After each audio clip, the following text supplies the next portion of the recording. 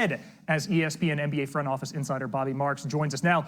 Bobby, since free agency has opened, it has been eerily quiet in LA. This is the chess, not checkers portion of the NBA season. So play grandmaster for us. What is going on in LA's front office? Well, we knew it was going to be relatively quiet because basically they had the taxpayer mid-level exception that they spent on a player like Lonnie Walker, and then they did a little bit of free agent shopping. Certainly here, Damian Jones, Juan Toscano Anderson, players signed to the veteran minimum exception here.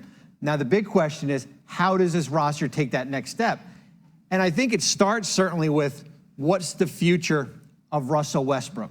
$47 million, last year of his contract. If you're just going to get rid of Westbrook, a team like San Antonio that has cap space maybe to absorb him, it's going to cost you.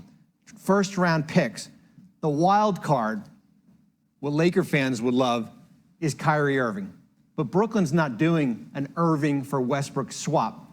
For one thing, it would cost the Nets about $70 million in additional tax penalty.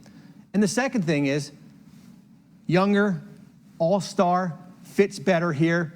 So to incentivize him, likely 2 first-round picks here. And it's going to be up to the Lakers if they want to do that type of deal. So if that top of the wish list item isn't available to them, what are the machinations that they can still improve this roster? Because, again, the gold standard is championships. That's what LeBron wants, is rings. How do they take another step toward that if that ideal doesn't work out? Well, they still have the veteran minimum exception to go out and spend. You also have players like Talen Horton-Tucker that you can potentially put in a deal. Kendrick Nunn, $15 million gets you back about a $20 million player. Maybe a player like Eric Gordon is out there, but everything is going to cost you draft compensation. And I think when you have LeBron, and he's certainly in the last year of his contract, remember he's extension eligible in August. 2027 and 2029 first-round picks don't mean anything. So you have to do everything right now to put a championship roster around him. Very compelling point of the year, and it's one of those things where you just can't go to sleep. Remember, the Paul George, Kawhi Leonard thing came about, what, 3 in the morning Eastern Conference time?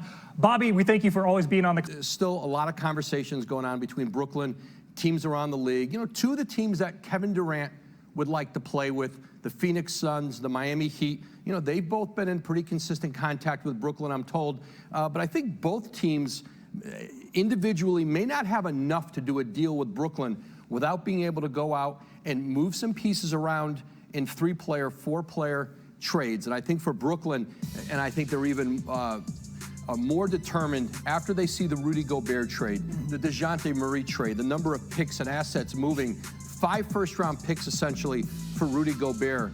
What's Kevin Durant worth? And I think not just the picks, and I think Brooklyn is going to try to exhaust, 4 or 5 first-round picks, 4 pick swaps in it, but also at least an all-star level player.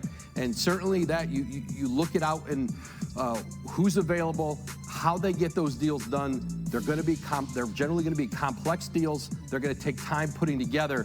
But Brooklyn knows they've got time on their side now, not just the offseason, but Kevin Durant's got 4 years left on his contract. I think, Brooklyn will continue to try to talk throughout the league and get what they know has to be a monumental deal if they're going to trade Kevin Durant. It's an unbelievable crossroads here for general manager Sean Marks. Kevin Durant, to Woj's point, stunned the NBA world July 4th, 2016 when he agreed to join the Warriors. And as we come upon July 4th, this summer, we'll wait to see what KD does. Woj, thank you very much. Subin. He finally did break his silence, tweeting, "The ones who are locked in that gym with me know what it is. They know what I'm about. If you haven't been in there with me,